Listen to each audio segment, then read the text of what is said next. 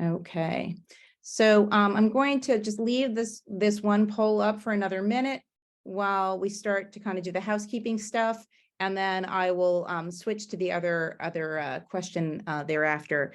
Welcome everybody who is joining us today. I see we have Senator Mayer has joined us as well.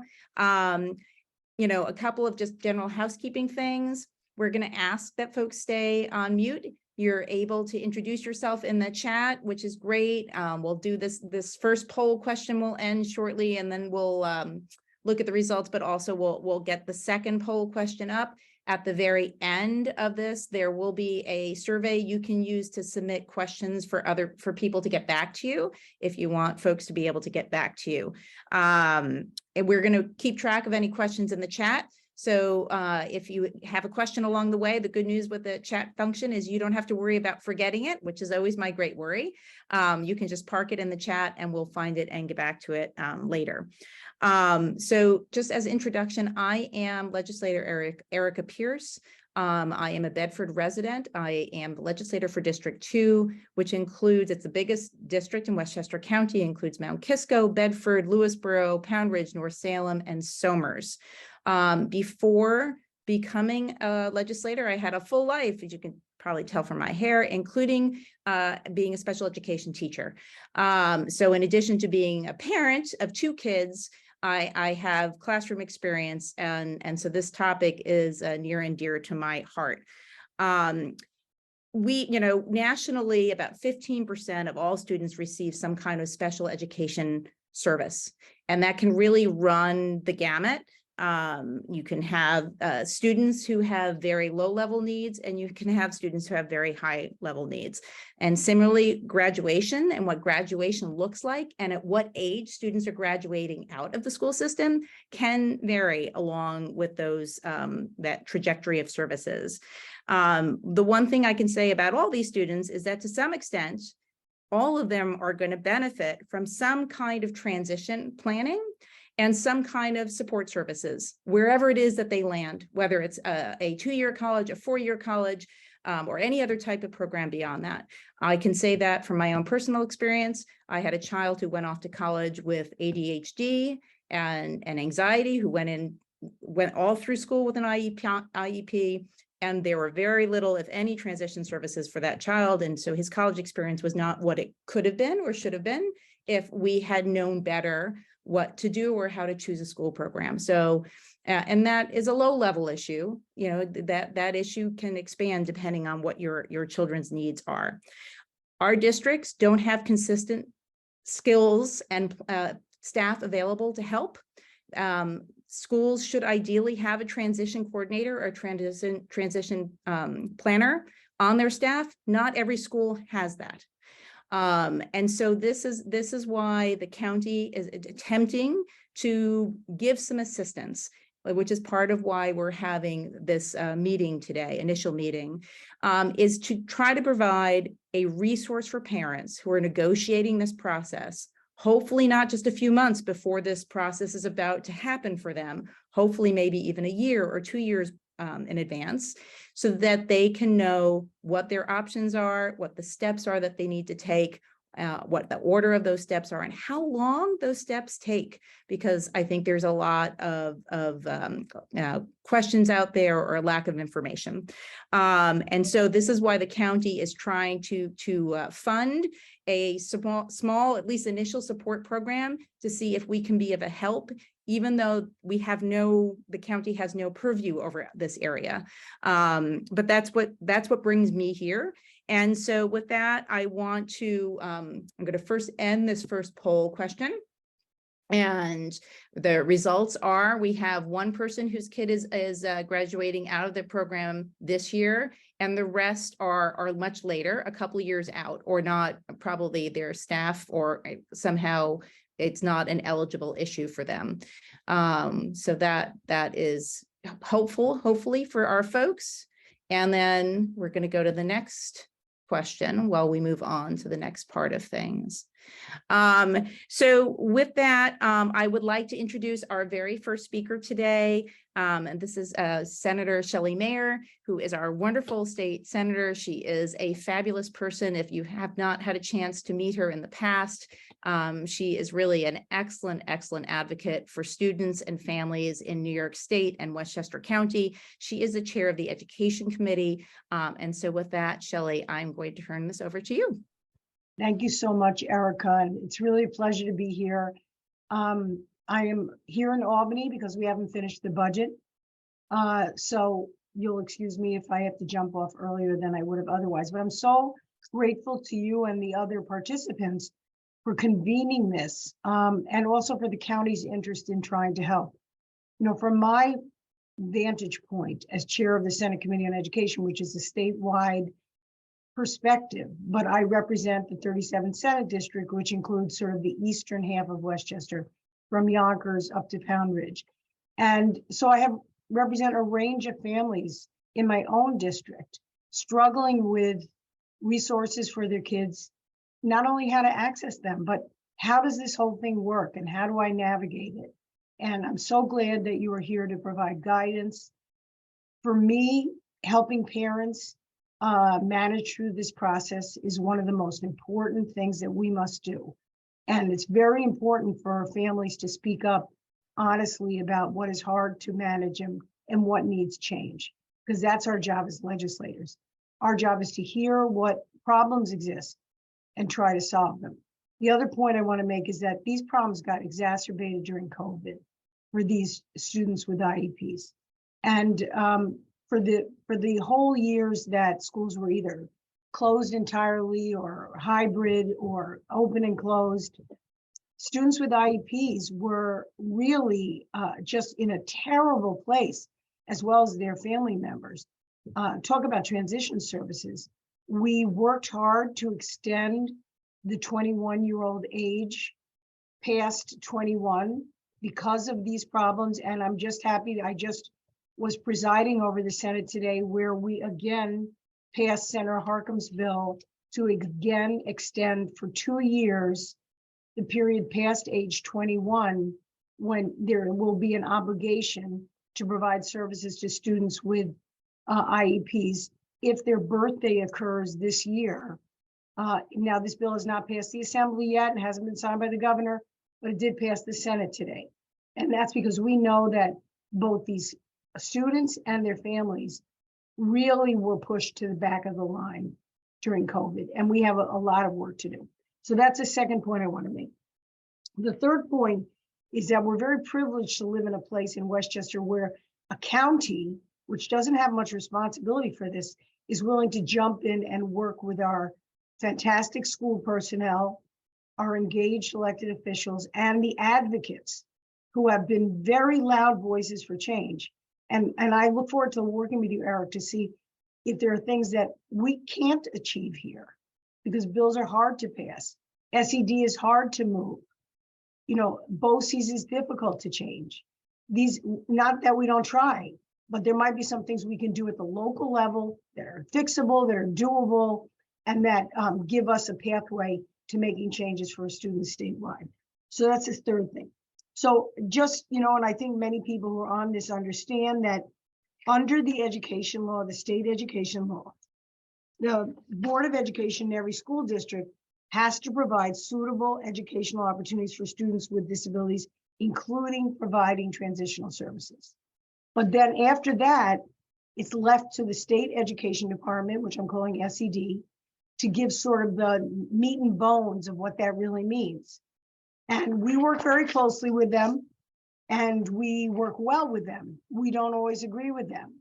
And sometimes we do legislation to push them further towards service delivery if we think it's not good enough. But SED, the State Education Department, has a whole series of rules that are laid out in what's called the New York Code and Rules and Regulations, which if you're a parent or a family member or a student who really wants to understand what are the obligations that must be met, it's worth your time to read this. And I'll share it with you, Erika, afterwards to share with everyone here, because sometimes you're guessing at what the school district must provide. And sometimes you're arguing with the school district about what they must provide. And it's very helpful to have a piece of paper that says, no, this is what the state education department says must be done. And sometimes the school district is going to say, you're asking for more than what this paper requires. And sometimes you're going to say to the school district, you're not providing what this paper requires. And then there's a lot of gray area in between, because you're talking about an individual human being who needs certain things that you as a parent may think are necessary. I've been involved with these, and the school district says we don't have to do that. But I think it's important for people to be familiar with what the rules are of the transition experience and what a district must provide at the CSE meeting and thereafter. And so there's a range of services in transition that must be provided: post-secondary education, vocational education. These are options: continuing adult education, integrated employment, and working out a full plan for this student is a challenge. And that's where, for a state legislator, as someone like myself, it's so helpful to hear what the struggles are at the local level. And one is the family experience and the student experience, and the other is the school experience. I know I see you here, Carin, from Bedford. I know there's other school people here. So many of the fantastic staff in our schools struggle to do the best they can with the resources they have and the options they have. And we want to support them. So we want to work in partnership. But if there are things in the law that are inadequate, you should not be shy and bashful about asking for change. Doesn't always mean we can do it. I got hundreds of bills I can't pass, but we have bills that do pass, like this extension of the time for those who are 21, which came directly out of family and school experience. Those kids were not able to get the transition services they were entitled to because programs were shut down. So one, know who your state representative is. Seriously, know who your assembly member and senator is. I'll put my email in here. If you have a problem, not that we can solve every problem with a school district, but we can help hear and see if laws and regs should be changed. And the second thing is to be familiar with the local sort of branch of the state education department that handles these issues in our districts. And I'm trying to get the name right. There are folks who work for the state education department who are here in our communities who you can call for advice and guidance along the way. And I will put their information in the chat as well. So one, I will get you the materials that go through the rules of the state education department. Two, I will put my email. Even if you don't live in my district, feel free to reach out. Whether we can help you is, we'll do our best. But if you have something where you think the law should be different, the rules should be different, you're missing the boat, or the law doesn't address the problem of my child or my family, please let us know.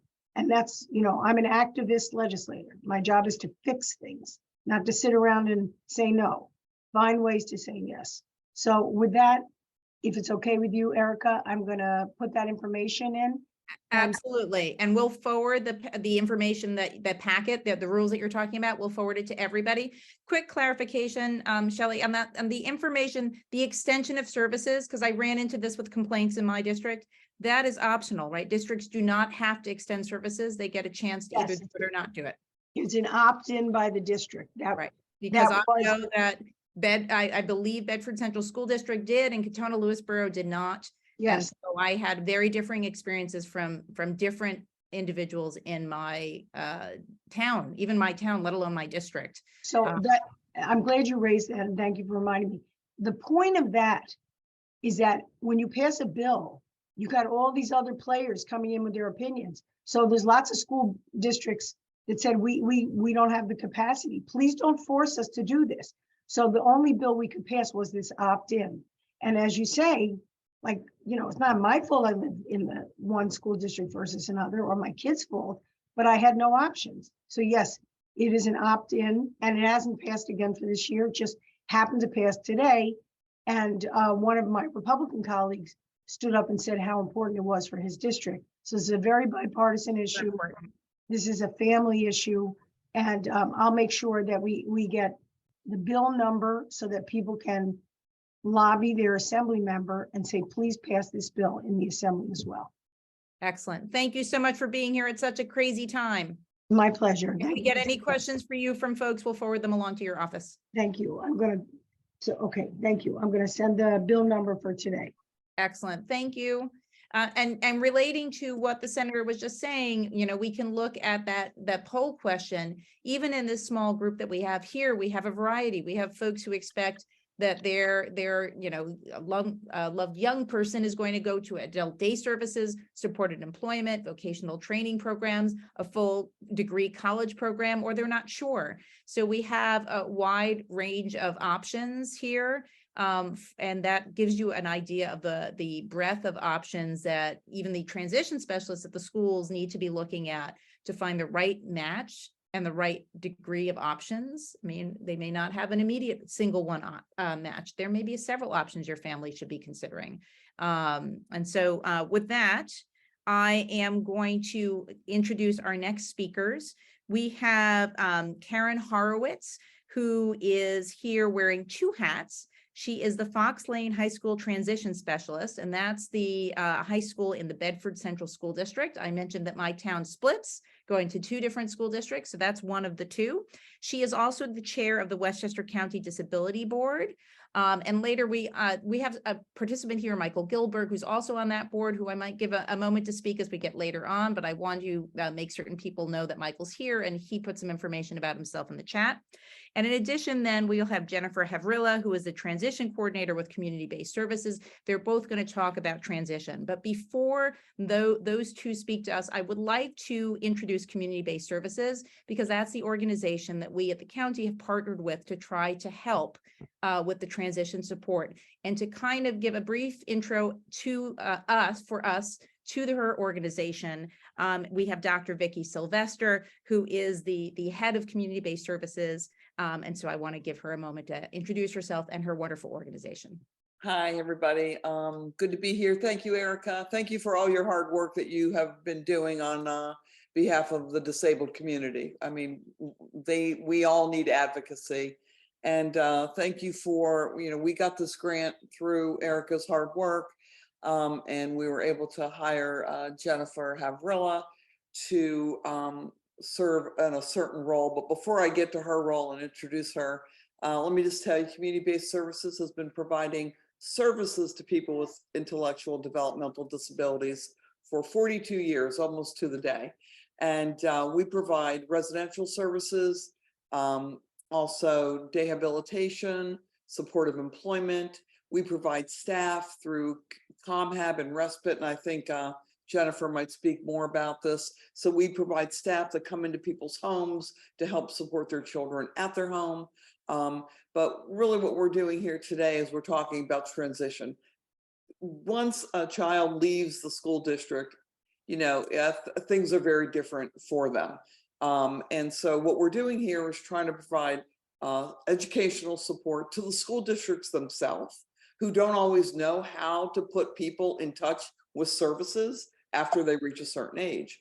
OPWDD, which is the office that you have to go through in order to get services, is not easy to navigate. So big part of what we're doing is trying to educate people. Number one, educate the schools, educate the families about how do you get your kid in touch with services. Really straightforward. We're trying to be straightforward, but the process is not. So educating people on how to do that is really something that they don't know. We're hearing that over and over again. People who call our agency for support have no idea how to access services. So we educate them when they come to us, okay? And Jennifer's working with the school districts as well, because they don't always know all the different rules and how do you navigate a very complicated OPWDD, okay? And that's who we basically deal with. Hold on a minute. I don't know what happened, but I lost you. Okay, I'm back. I think somebody called me. That's what happened. Anyway, sorry about that. Education is number one, linkage to services is number two, and three, community-based services is here to support people.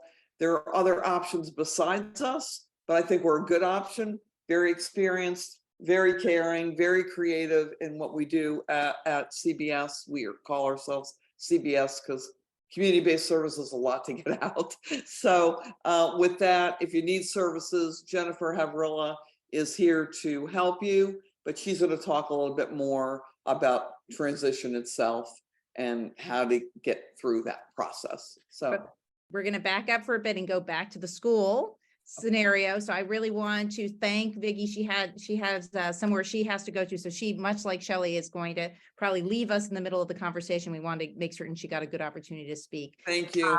I will also hands with Jennifer. That they have a wonderful program. I visited their site in North Salem where they have work opportunities for folks. It's a wonderful communal work environment, and it's really a wonderful place to visit. So with that, I'm going to pivot to Carin Horowitz.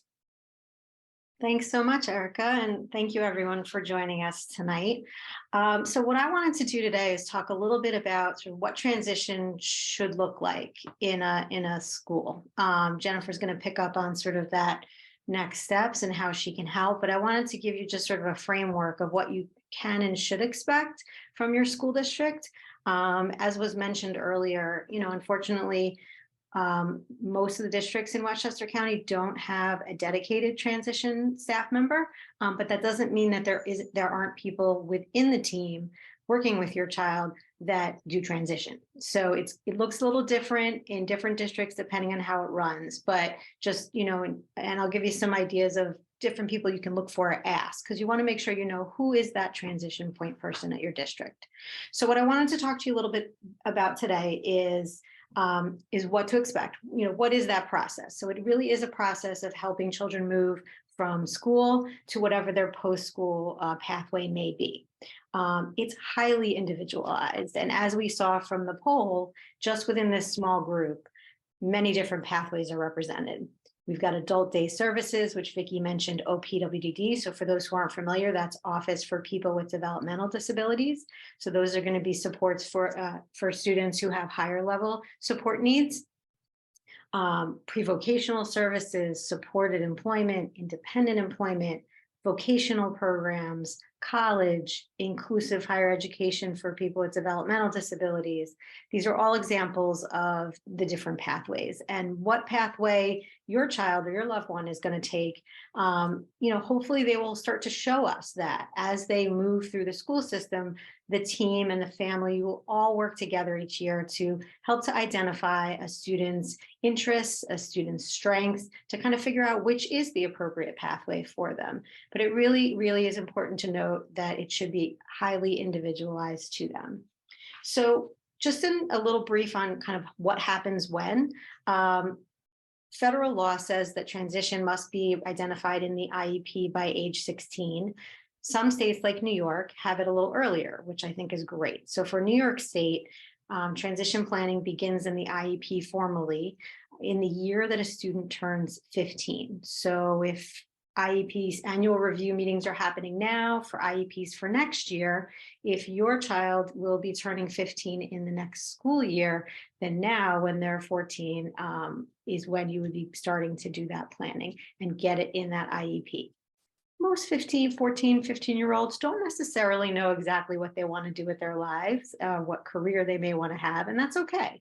It really is just a snapshot of where they are right now in terms of their interests and their preferences and their goals. And every year that's going to get updated. So it will get more detailed, more directed as the years go on and as the student develops their interests a little bit more. And the goal of transition planning is to help them along with figuring that out as they move through high school. Informally, not on the IEP, you may see what's called an age 12 or an initial career assessment. And that's something we do in New York State. Most schools should be doing it. And that is a very informal interview. Usually it's a sort of a survey or interview process that includes the parent, it might include the teacher, as well as the student, to just kind of get a baseline. What are the students' hobbies? What are their interests? What are their favorite subjects? What things are hard for them? What do you see them maybe doing in the future? And so it's just a chance to start the conversation as we get ready to do more formal planning when they're turning 15. When we get back to that IEP and you start doing the actual planning when they're 15, there are a few areas that you're going to see transition planning. So I just want to make sure everybody is just clear on kind of how it's represented and how the IEP, once a student's turning 15, really takes on a different turn of the goals and the planning towards that transition. There's a section of the IEP that's called measurable post-secondary goals. And that's what we call looking at living, learning, and earning. So there are 3 major goal areas. We've got education, employment, and independent living. And what that looks like for each student, those goals is going to be, again, highly individualized. That education could be on-the-job training for someone who's going right to work. It could be trade school. It could be college. It could be learning skills of independence in an adult day program. Could be any number of things, but what learning is the student gonna reach for as their goal? Employment, again, what are their long-term goals? What are their short-term goals for employment? And then independent living, that could be anything from learning to drive, learning money management skills, living with friends in an apartment, anything related towards independent living.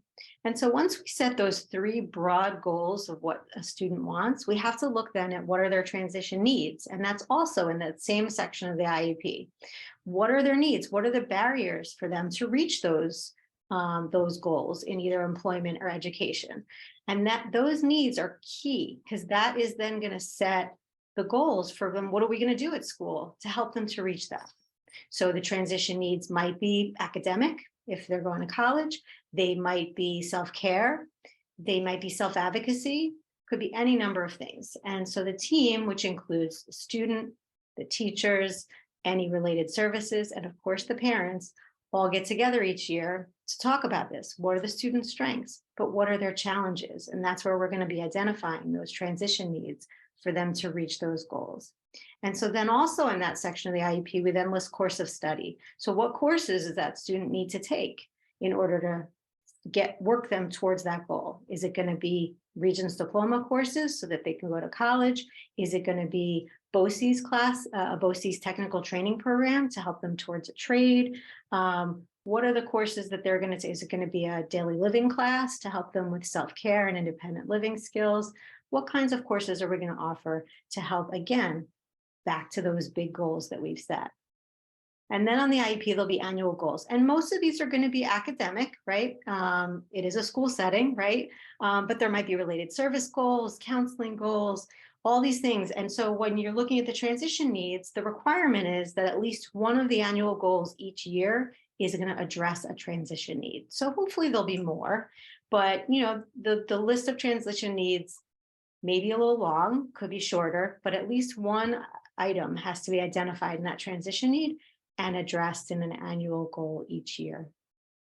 And then kind of at the bottom of the IEP, it's a long document, but by the time you get to the bottom, you have something called coordinated set of transition activities. And again, this section and that measurable post-secondary goals section are only going to show up when a child is turning 15 and beyond.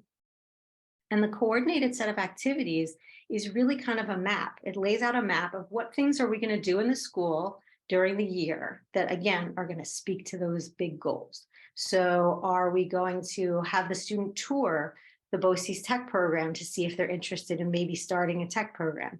Are we going to help them to get involved in a work-based learning experience, either on the school property or out in the community, to help them build pre-vocational skills if they're heading in that direction?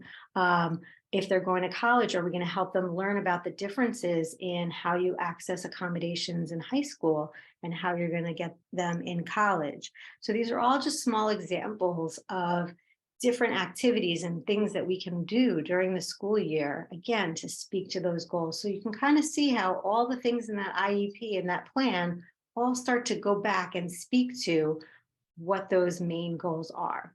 So developing those main goals is important. And how do we do that? So we do that with what's called transition assessments, and schools are required to do those every year. Most transition assessments are informal. They could be conversations. At my school, every year, the school counselors have a meeting with the student, have a specific transition meeting to talk about what do you feel your strengths are? What do you feel your challenges are? What do you think you might want to do in the future? And they sort of ask questions that really speak to those main living, learning, and earning goals. Our learning specialists do sort of different surveys and questionnaires. They could be a career interest inventory. It could be a learning styles questionnaire. For students who are doing work-based learning, just observations of their work is considered a transition assessment.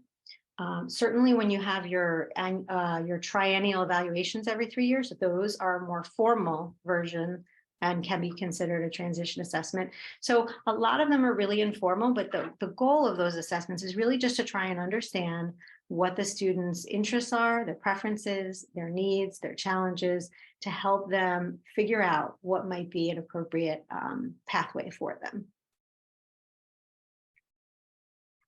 So I mentioned before that only a few districts in the county actually have transition specialists on staff. So I want to kind of tell you who you can look for. So you can start with whoever your point person is and ask, who handles transition in our district? Who will handle transition for my child? It could be a case manager, which is usually a special education teacher or a learning specialist. It could be a school counselor or social worker. It could be a special ed teacher who handles it. It could also be a consultant. Some districts hire part-time transition specialists to specifically just do this work for their students. So, and it may be different depending on the pathway. So for example, the life skills teacher for students who have higher support needs may do transition planning for that group, whereas a school counselor may handle it for the students who are college bound because they do most of the college work. So it's really important to just find out who that point person is for your school so that you can be engaged in the conversations throughout the year, in addition to that, that one time a year when you all get together as a team, because those conversations really should be happening all throughout the year. The other piece I wanted to mention is connecting with community services. So, what's happening in the school is that the school is meant to work towards whatever those goals are to get a student closer to those post-secondary pathways. And there are some community agencies that will help with that. So we've already talked a little bit about OPWDD, and Jennifer's going to expand on that a bit more. You can potentially get help to apply through your school district. And so you want to talk to them about, is that something they can help with? And if they cannot, Jennifer's a resource for you, as well as many other agencies that we can connect you to. I also wanted to mention Access VR. So Access VR is our state vocational agency. It's part of the Department of Education. Any student who has an IEP in high school will automatically qualify for Access VR services. They are an adult service agency that provides employment services to individuals with any disability, but they can start working with students as early as 2 years before they're exiting or graduating high school. And they provide all sorts of supports to reach whatever employment goal you have. So if you wanted to go to trade school or right to work, or if your employment goal requires college first, they will help you to work towards that. And so it is a free service. And the way it works with Access VR is there is a contact at every school with Access VR. So the counselors at Access VR are all assigned to a certain number of high schools in the county. And so there is a point person at your district who helps with Access VR applications. So again, it's about talking to finding out who at your district handles transition. And is that the same person that helps with Access VR applications? It may be the guidance office that handles that separate from transition. So again, it's inconsistent. Every school district does it a different way. So it's just a matter of finding out for your district, who is that person to make sure that you're well connected. Before we hand it over to Jennifer, I did want to mention one additional resource. While Jennifer's talking, I'm going to grab the link and put it in the chat, and we will also follow up with an email to you. There is an organization called Westchester Institute for Human Development, WIHD, that is based in Valhalla, and they have an office called Community Support Network. And they do a tremendous amount of work on transition, and they are another resource for you. Every year for the last 3 years, they've run a virtual conference and they've recorded every section. There are probably, I'm going to say 100 videos for you to look at on any kind of transition topic you can think of that we could run a webinar or forum on every night for each one of them. Everything from financial resources and benefits to day programs, employment services, college information, anything and everything you can think of in relation to transition is in there. So I encourage you to use that link. Everything is archived for the last 3 years. They run it in January every year, and there'll be another one next January, so you can mark your calendar because they've already set the date. So I'll leave it at that and pass it on over to Jennifer, who's going to talk about this great opportunity that we now have, thanks to Erika, to get extra support, especially for those districts that may not have as much. Just one question from someone, sure. which I think is really specific to you rather than Jennifer's presentation. There are some others in between. This is asking about transition services for folks who have 504s instead of IEPs. So my son, for example, had ADHD, but he had a full IEP because of other issues. Before he had that IEP, he was someone just with a 504. So if you could explain what this might look like for someone with a 504 plan, that would be helpful. Sure. So transition planning is part of the IDEA law in special education, not 504. So there is no requirement for a district to supply any transition services to somebody with a 504 plan.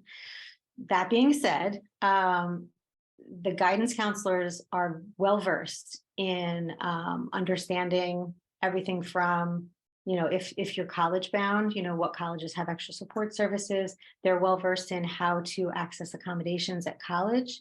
If you have a 504 plan and want to continue to have that in college. So you may not have the breadth of planning services, but you certainly still have resources within your school district to help you. What I would say is probably good to ask if there's anything that the special education department offers that they extend to families with 504 plans. For example, I run a workshop every year on navigating the transition to college if you have a disability.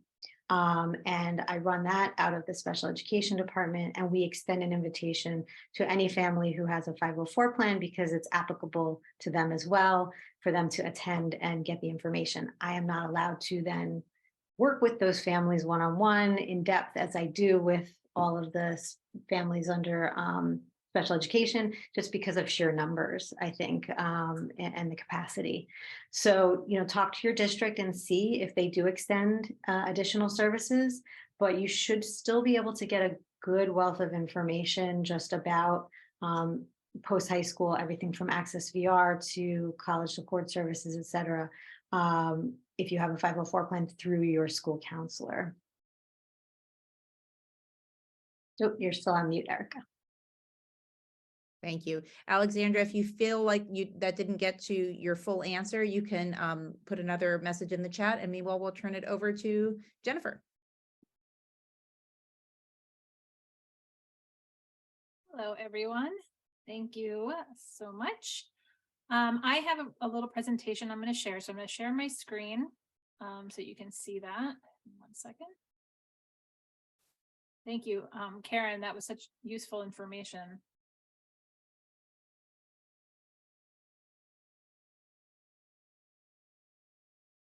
Okay, can everyone see that? Good.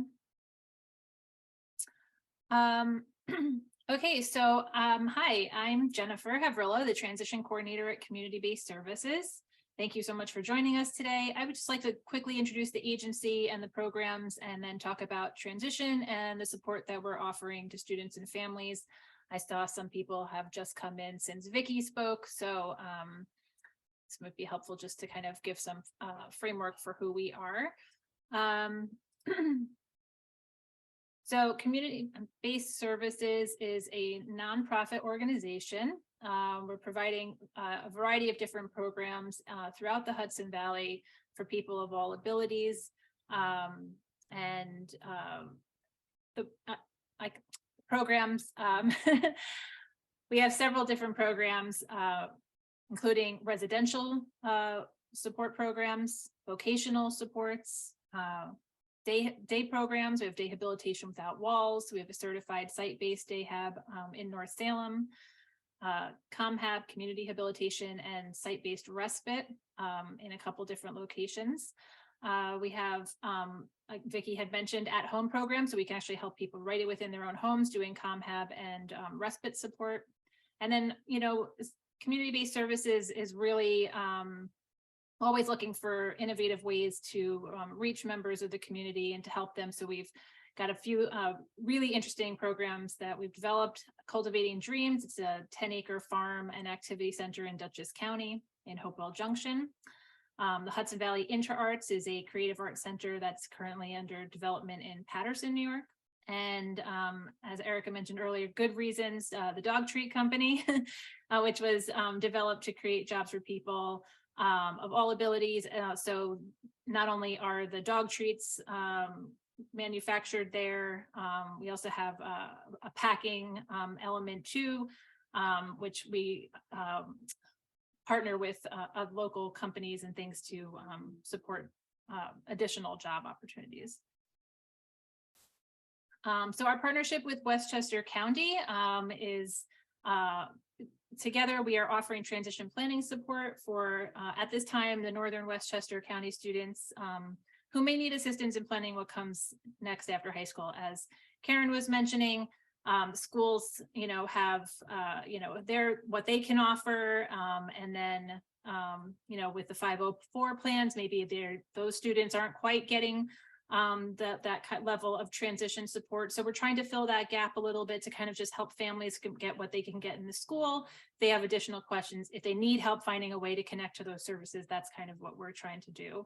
And then, yeah, we're just offering that support to students with an IEP or a 504 plan, trying to help kind of just to create an easy to understand process to help students and their families navigate what can really often be a very overwhelming process and challenging time.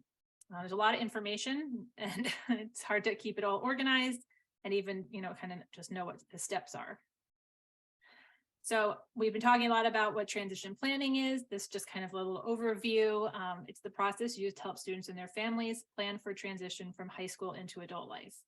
Purpose is to help teens prepare to be young adults who are as independent as possible. And transition planning helps students decide what they want to do after high school and create a plan to achieve their goals, participate in their communities, and engage in meaningful activities. And Carin talked a lot about the goals. Goals can be met in a variety of ways, and the transition support can help you to succeed at the goals. It could be applying for work, finding volunteer opportunities, helping apply to college, and learning how to use money, get a driver's license, applying for your OPWDD eligibility. So how does this work with CBS? So for registering for the transition support, first you would reach out to me. My contact information is on the next page. And we can discuss your student's particular situation, what phase of transition they're in. If you haven't already applied for OPWDD eligibility, we can start helping you get through the front door process. Once you know, we've had that chat, we understand what the student's goals are, what they're interested in achieving, we can explore community resources and options. And then as your student nears graduation, you can begin to enroll in those chosen supports and services. And so this can happen over the course of several years. So this, we are really looking to, you know, partner with the community, partner with the schools and the county, and help throughout the stages, which, as you know, it's, you know, going to start, like Carin said, at 12 and kind of go all the way through to 21. So if you have a student who's only in 9th grade now, you know, we're happy to walk with you throughout the next couple of years and figure out, you know, just, you know, be that support for you along the way. And then this is my contact information. And you can feel free to call me, email me, you know, reach out for a quick conversation or a long one, whatever you need. We're happy to have that conversation and get things get things started for you.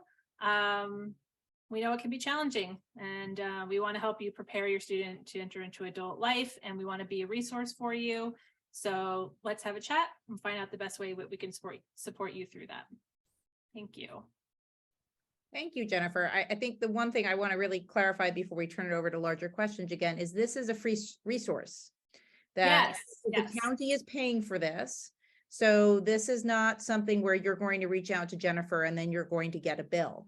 The transition support, this is all about trying to bridge the gap for situations where people feel that they are not able to get the resources they need from their school district, especially in light of the last few years we've gone through with COVID and you know the stress people have had with trying to figure out the path forward for their children. So if Jennifer, if you could just explain that to the extent some of the resources you may recommend are resources that would be offered through community-based services, but not all of them. Is that correct?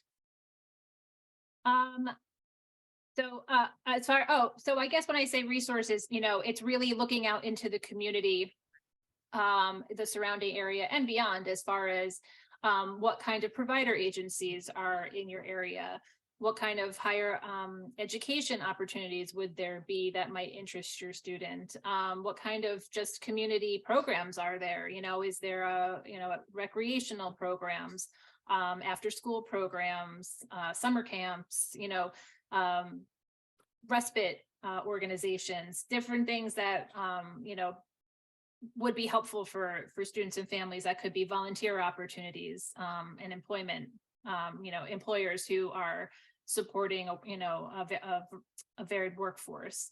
And so those, you know, those kinds of things, connections to the state agencies like OPWDD, being able to link people together to help kind of facilitate, you know, the successful achievement of the goals.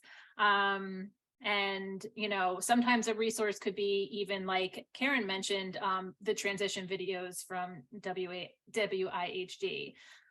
So just anything, like really anything can be a resource. And so we will, if we don't have one, we'll find one for you. That's kind of what we're hoping to do, is start to, you know, is really to be that kind of that research person, or, you know, and that kind of like that wealth of knowledge of saying, oh, no, I know somebody over here. That's exactly sounds like the kind of thing that you could use. I'm going to connect you with them so that you guys can set that up. Or we have a program that would be a great fit. You know, let's talk about how that might work. Right. So I just wanted to clarify that this is about trying to give people information, and that process isn't going to cost any money. And whether you're on this call, this Zoom right now, or you're talking to folks at your special ed PTA or your neighbor or anyone, this is information that you should be comfortable sharing with folks. And we want to get the word out so people understand that the service is available for folks. It's supposed to be here to help, but obviously the hard part is if people don't know about it, then they're not going to be helped by it. Jennifer, if you could stop sharing your screen, maybe since we have such a small group, we can just let people ask questions directly. I know I read one question out of the chat, but I'm wondering if anyone here has questions that they would like to ask at this point, either because we missed it in the chat. I know there was a question in general about what this looks like at Bedford Central School District, and Carin may have fully addressed that question at this point, but if not, you know, by all means, either you can put something in the chat or just raise your hand, the actual hand or the Zoom hand function, if you have something you want to be able to say. Erika, I also just want to jump in while we're waiting for questions, to say that next, for anyone who has got a child who may be heading off to college or interested in inclusive higher education, which would be a college program for students with intellectual and developmental disabilities that's non-credit bearing. There is a Putnam Northern Westchester BOCES collaborates with all of its component districts in Putnam and Northern Westchester and puts on a big college fair every year. That fair is actually happening next Tuesday on the 25th in the evening it's usually actually at Fox Lane High School, but this year it's going to be at Putnam Northern Westchester BOCES in Yorktown. I am running 2 workshops, one on transitions. They're short, a little shorter version of what I normally do, but one on navigating college, transitioning to college if you have a disability, and the other on inclusive education. So if anyone comes to that, please feel free to come to my workshop and say hello. I'd be happy to have you. And that's also a great resource for parents. Carin, if you could send that information to us, we'll include it in the email that we send out after this meeting with the resources that the state senator was mentioning and any other resources that you guys would like to make certain we deliver. We have a question from Megan Harding. Are New York schools required to provide summer school and or credit recovery programs, particularly for IEP students? And how can you find out of district options if needed?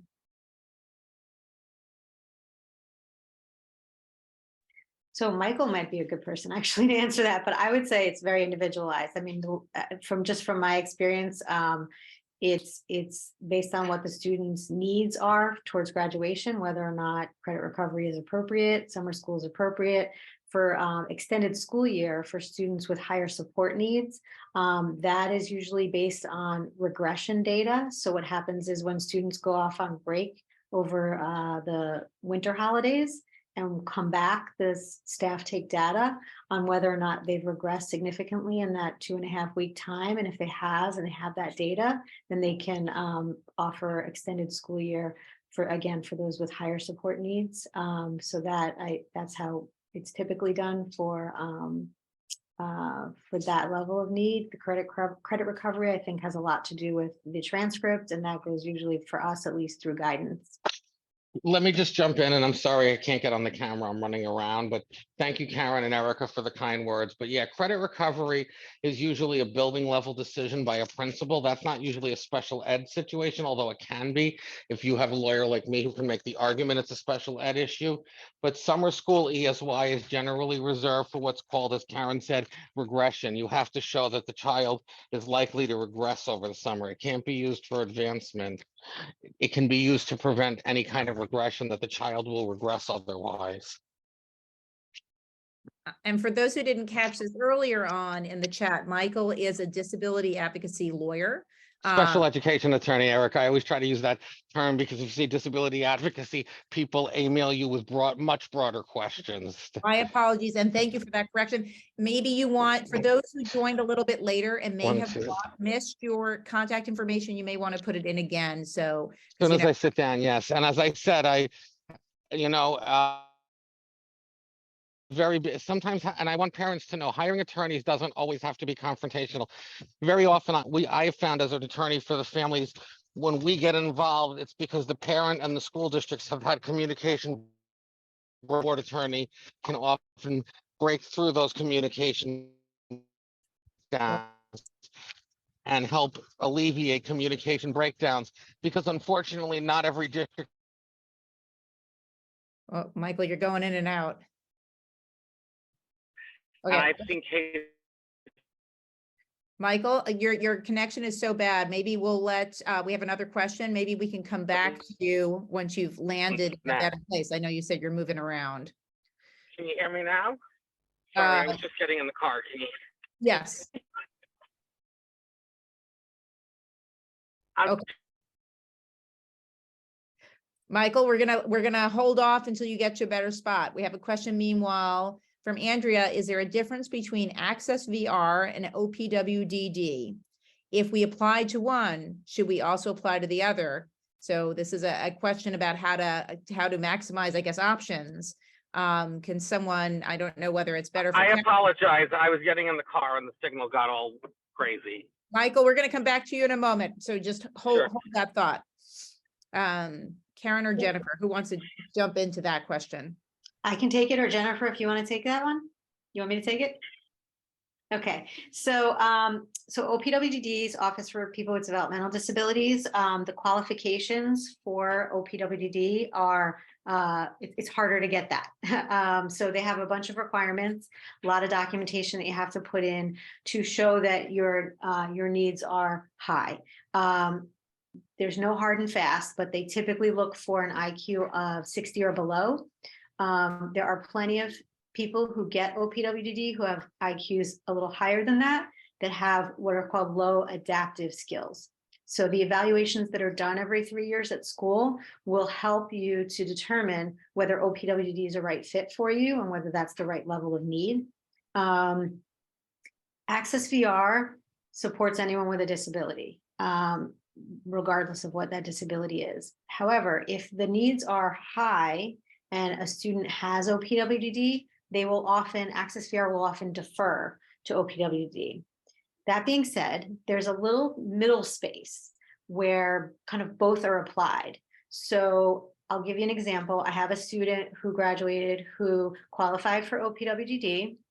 The goal for that student is something called supported employment. So that is independent employment, but with the help of a job developer to get the job and to learn the job, and a job coach who will sort of help them learn it, but then back away so that they have independence in their job. And then that job coach comes in and checks in periodically as needed, or if there's any issues that come up in the job, they may come back. OPWD provides that service for a lifetime. Access VR will provide that service for a short period of time. So what ends up happening is for that student, we had them apply also to Access VR, because what happens is Access VR pays for technically the first 90 days of funding, so of someone getting a job, and then it cuts off, and then the OPWDD funding picks up.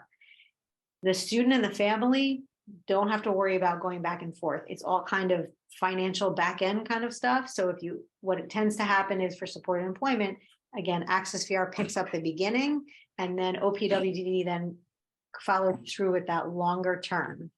So for a student who I know that their goal is supported employment, I'm going to have them apply to both before, if they have OPWD, I'm going to also have them apply to Access VR so that they have it and that the funding's in place.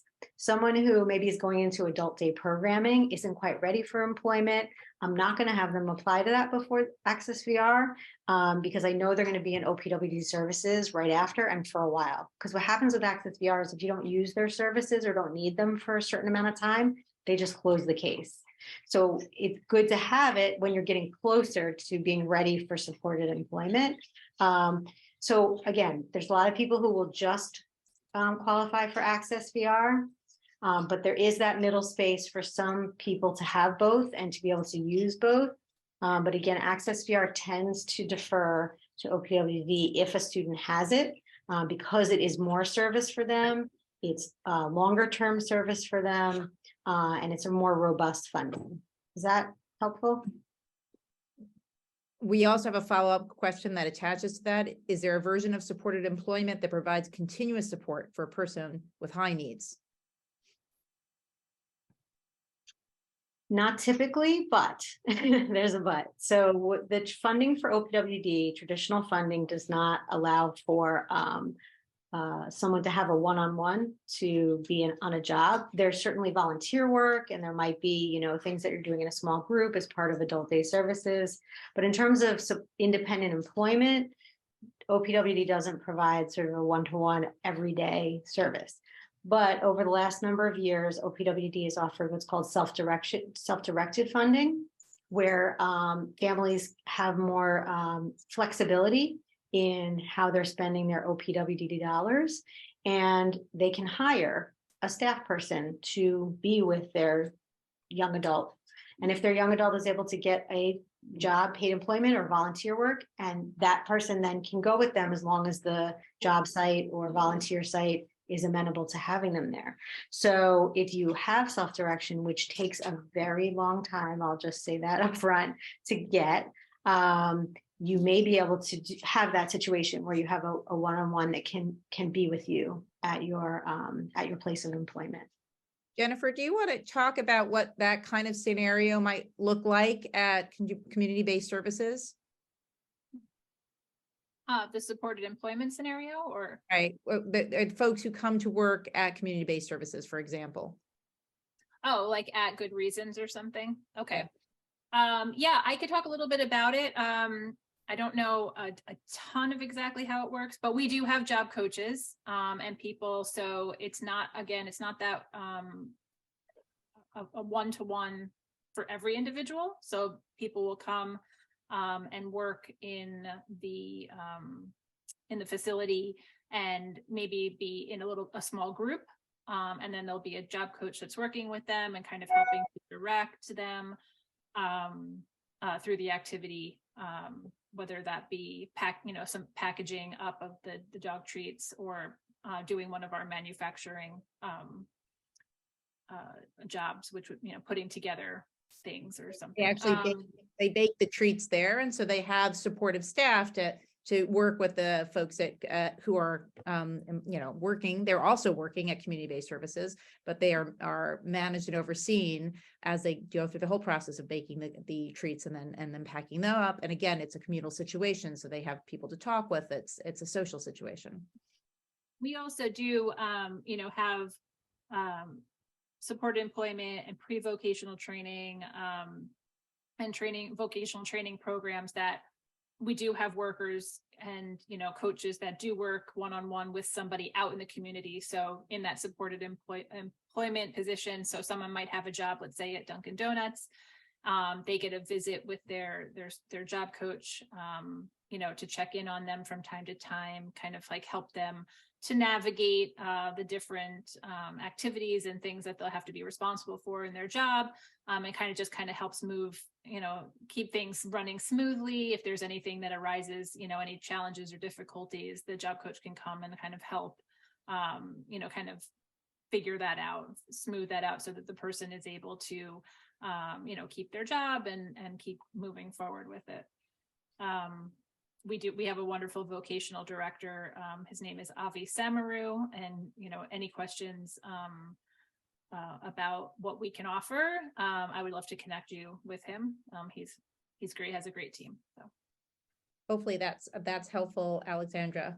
In addition, from Andrea, we applied to Access VR because it was suggested by his resource and counselor, because he's going to college. His issue is that he is high academic while still needs support in life skills.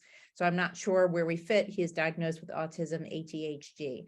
So that I think that kind of question of how we make this work is not an unusual one for parents. Yeah, and I mean, Access VR, their goal is employment. So the kinds of things they help with, I mean, they do help people in college, but it's more on the maybe tutoring or paying for college if there's a financial need, things like that. So do they help with the life skills piece? No, but they would help with things like soft skills for working. So, those interpersonal skills, interview skills, those sorts of things that are around employment and work readiness. Those are the kinds of things they might help with. But yes, there are other resources for that kind of need. Might not necessarily be from Access VR. There are other supports that might be out there. Unfortunately, a lot of private pay, but places that do things like executive function help, coaching, personal coaching, academic coaching that families often hire, and often some colleges have fee-based programs on top of free accommodations. They may have fee-based programs to help students who need help with executive function skills, time management, organization, social skills, things like that. So many colleges have that as a paid service as part of what they do. And then there are other agencies that provide that kind of service remotely.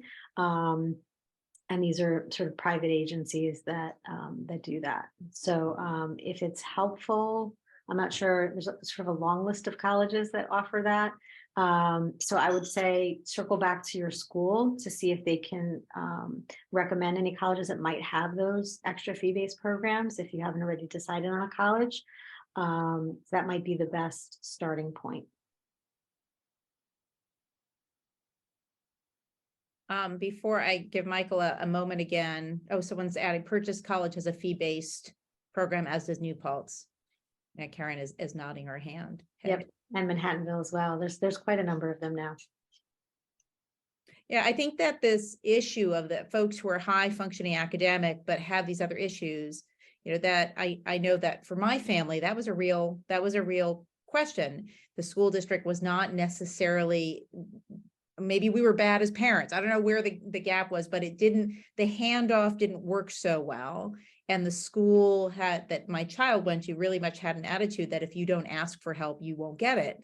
And so with folks who have these types of issues, asking for help is often not going to be high on their list of what they're going to manage to get done. And so it's just an interesting gap sometimes. And I think it's important to have that conversation at those IEP meetings. So if this is a barrier for him to be successful in college, if that's his goal, that should be a transition need. And they should be addressing that in either related services, through maybe related services or anything else. But there are ways to address those transition needs, either through annual goals or through coordinated set of transition activities. So I think it's important to be talking with the school about what resources they may be able to provide, and if they can't provide it, or if the student is leaving, what are the community resources that could help him with that?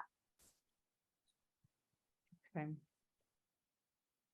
Does anyone, before I give Michael an opportunity to, hopefully he's in better service, does anybody have any other last questions? I know we've had a good, robust Q&A, which is great. Michael, are you in a spot where you can speak for a few moments now? Sure. Sorry about that, Erika. Speaking It's okay. of transitioning, I was transitioning from my home to my car, and something went wrong with the service.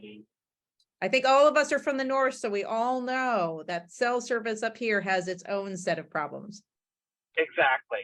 As I've told you, and Vidot, Somers has a need for cell towers, but that's a separate conversation. As I was saying, and I relate to a lot of what people are saying. I grew up with undiagnosed Asperger's and did not get any transition, and had to go to college and figure it all on my own and go to law school. And a lot of parents, come to me and they're like, my child is about to graduate and they're going to fall off a cliff. And as I said, most districts don't have a Carin Horowitz. They don't have a transition coordinator. I've heard complaints about every school district in Westchester, but the complaints about Bedford are not about Carin, because people need transition coordinators, and very often they'll have somebody do it as an add-on job. And the IDEA requires it for any child turning 15. And the problem is, what does a transition look like? I've seen school districts where the kid will say, well, I want to sing with the kid. Well, is that real, or how do you get there? I'm sorry to say, Michael, your service is not that much better. Sorry, can you hear me now?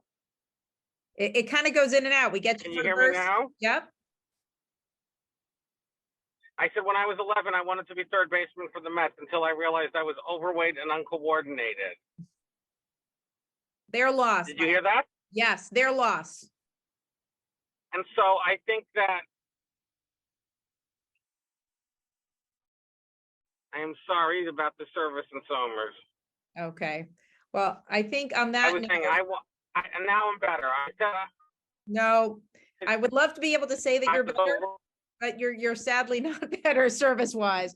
I have included your contact information, Michael, and I know you included it as well. And I think that there will probably be other opportunities. Jennifer will probably schedule other events, probably in-person events, that maybe you'll be able to attend as well. And if you have any last thoughts you want to put in the chat for folks, and by all means, go ahead. But I do want to just say thank you to everyone for being here tonight. I hope that we were able to provide some useful information.